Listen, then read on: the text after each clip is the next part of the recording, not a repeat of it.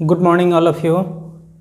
बच्चों, आज हम लोग इस वीडियो में बात करेंगे conclusions of Kepler's law.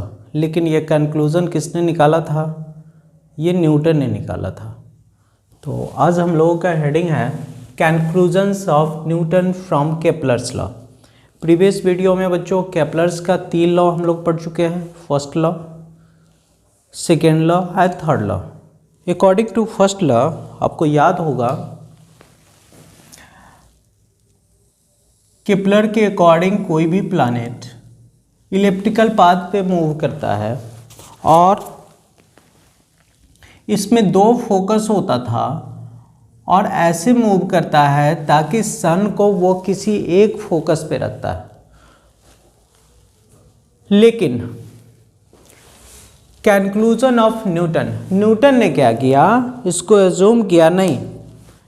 Newton का कहना था every planet revolves around the sun on a circular orbit. Orbits of planet around the sun is almost circular. अब सेकेंड लॉ केपलर्स का था every planet sweeps equal area in equal interval of time while revolving around the sun. अगर कोई planet सन के चारों ओर move करता है तो वो इक्वल एरिया इक्वल टाइम में ट्रैवल करेगा। इसको कहते हैं एरियल वेलोसिटी। तो सिंस एरियल वेलोसिटी केपलर ने पहले भी माना था कांस्टेंट है, तो अगर सर्कुलर पाथ पे कोई बॉडी मूव कर रहा है तो एरियल वेलोसिटी अगर उसका कांस्टेंट है तो निश्चित रूप से लीनियर वेलोसिटी भी उसका कांस्टेंट होगा, क्योंकि न्यूटन ने एज्यूम कर लिया था, न्यूटन ने बताया था जो कोई भी प्लैनेट सर्कुलर पाथ पे मूव करता है, लाइक जैसे मान लीजिए ये सन है तो इसके चारों ओर एग्जैक्ट सर्कुलर पाथ पे कोई प्लैनेट मूव करेगा। अब जब कोई प्लैनेट सर्कुलर पाथ पे मूव करेगा तो आप जानते हैं कब जब कोई बॉडी सर्कुलर मोशन में होता है तो उस पर एक सेंटर की ओर फोर्स लगता है और इस फोर्स को कहते हैं हम लोग सेंट्रीपिटल फोर्स। तो इस केस में जब सन और किसी प्लैनेट के बीच मोशन को हम लोग देख रहे हैं और सन के चारों ओर कोई प्लैनेट मूव कर रहा है, इट मीन्स जो ये फोर्स होगा ये सेंट्रीपिटल फोर्स होगा और इस सेंट्रीपिटल फोर्स को कौन प्रोवाइड करवा रहा होगा? Gravitational force acting between sun and planet. ठीक है, नेक्स्ट बात करते हैं हम लोग inverse square rule. Inverse square rule क्या है? तो केपलर्स का जो थर्ड लॉ है उसके अकॉर्डिंग अगर कोई प्लैनेट इलिप्टिकल पाथ पे मूव करता है तो square of period of revolution is directly proportional to cube of mean distance between sun to the planet. ठीक है, तो यहाँ से उन्होंने इन्वर्स स्क्वायर रूल को फाइंड किया था। Let me explain.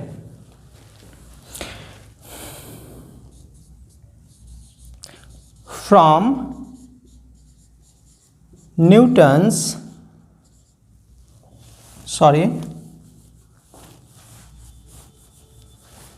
from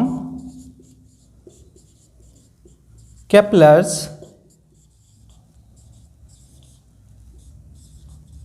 third law, T square is directly proportional to R cube। अब बच्चों प्रोपोर्शनलिटी साइन को रिमूव करने के लिए मुझे एक कांस्टेंट लेना पड़ेगा, तो यहाँ पे हम लोग लिख सकते हैं टी स्क्वायर इक्वल टू के आर क्यू। ये के क्या है बच्चों? के इक्वल टू कांस्टेंट और ये आर क्या है यहाँ पे? आर इक्वल टू मैं लिख दूँ R equal to mean distance between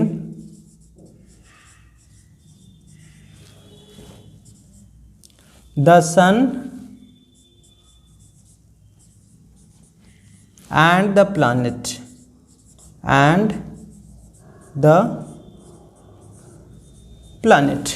ये जो यहाँ से डिस्टेंस था, सपोज डेट यहाँ प्लैनेट है तो ये जो डिस्टेंस होगा ये यहाँ पे तो आप देख रहे हैं प्रत्येक जगह पे अलग अलग ये डिस्टेंस है, तो एक मीन डिस्टेंस ले लिया गया और उस मीन डिस्टेंस को हम लोग आर एज्यूम करते हैं। तो ये केपलर्स का थर्ड इक्वेशन था और यहीं से न्यूटन साहब ने अपना कंक्लूजन फाइंड किया था। तो यहाँ अगर हम लोग बात करें इससे आगे, तो जब कोई बॉडी सर्कुलर पाथ पे मूव करता है तो required centripetal force F equal to mv² होता है। r means radius of the circular path, v equal to linear velocity of the planet, ये v है, और m equal to mass of the planet. यहाँ पे आप लिख भी सकते हैं बच्चों, m इक्वल टू, इसको मैं थोड़ा सा अलग कर दूँ, m equal to mass of the planet, v equal to velocity of the planet, और r equal to radius of the circular path. ठीक है, अब यहाँ पे इस v का वैल्यू मुझे फाइंड करना है, तो v इक्वल टू आप लिख सकते हैं बच्चों, अगर कोई बॉडी सर्कुलर पाथ पे मूव कर रहा हो तो वेलोसिटी क्या हो सकता है, तो distance by time.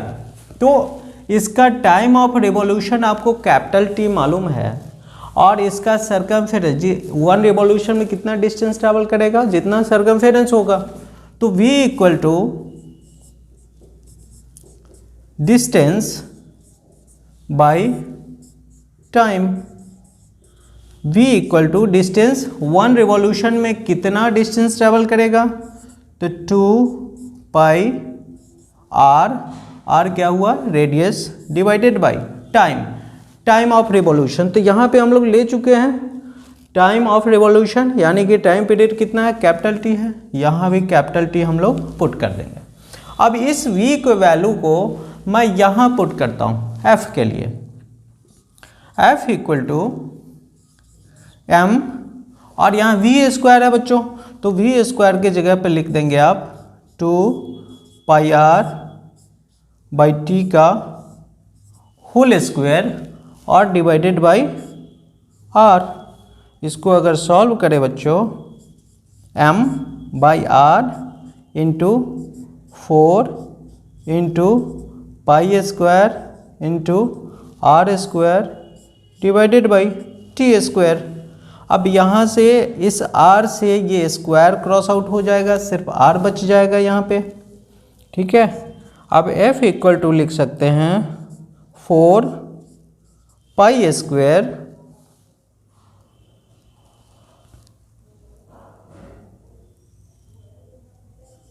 r divided by T square, और m भी छूट गया, m भी यहाँ पे लिख दें इंटू m। ठीक है, अब यहाँ टी स्क्वायर का वैल्यू क्या है बच्चों, हम लोगों के पास टी स्क्वायर का वैल्यू है KR3।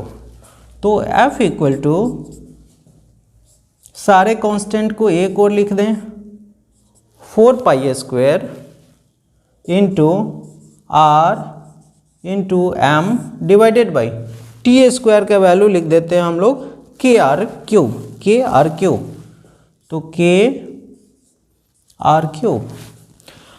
बच्चों आप देख सकते हैं यहाँ पे r है, यहाँ पे RQ है, तो रिमेनिंग जो मेरे पास बचेगा वो f equal to 4 pi square divided by K मैं लिख दूँ, और यहाँ से R क्रॉस हो जाएगा, मेरे पास बच जाएगा m divided by r square. क्या ये क्लियर है?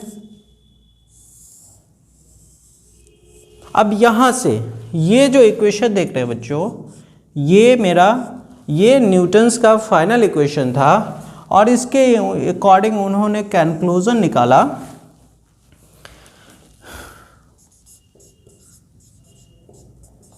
Newton's conclusion. उन्होंने कंक्लूजन निकाला, ये 4 तो कांस्टेंट है, पाई कांस्टेंट है, के कांस्टेंट है, it means F is directly proportional to M. इसका मतलब जब भी दो बॉडी के बीच ग्रेविटेशनल फोर्स लगेगा तो वो फोर्स मास के डायरेक्टली प्रोपोर्शनल होगा।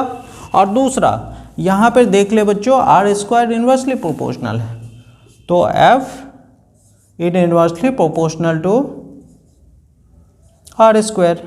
तो यहाँ से दो फाइंडिंग जो आपको मिला, न्यूटन्स का दो स्टेटमेंट, इसी स्टेटमेंट को इस्तेमाल करके फिर यूनिवर्सल लॉ ऑफ ग्रेविटेशन बनाया गया। दोनों को अगर कंबाइन करें बच्चों तो F is directly proportional to M by R square हो जाता है।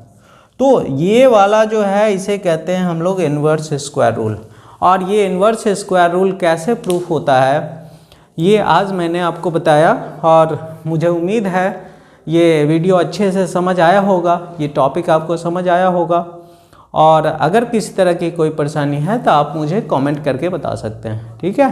मैं कोशिश करूँगा जो भी प्रॉब्लम है वो आपका दूर कर सकूँ। Okay, thank you for watching.